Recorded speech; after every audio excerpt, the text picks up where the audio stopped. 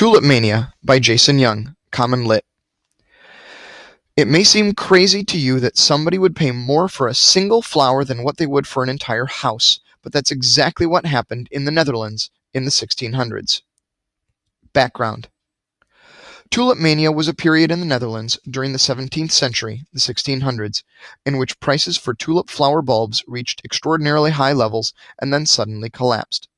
At the peak of Tulip Mania in March 1637, some single tulip bulbs sold for more than 10 times what a single man made in a year.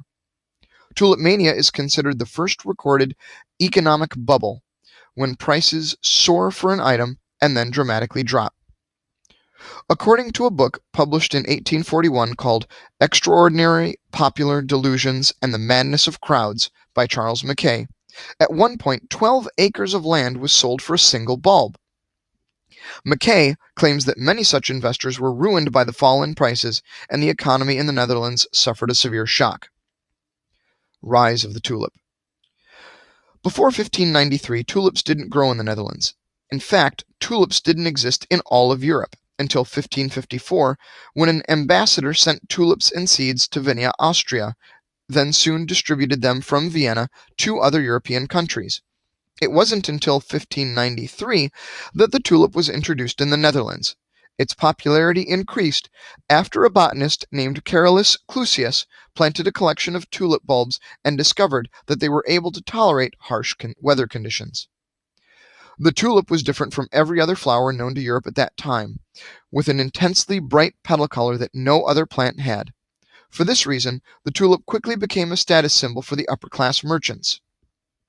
This new merchant class displayed its success by setting up grand mansions surrounded by flower gardens with tulips.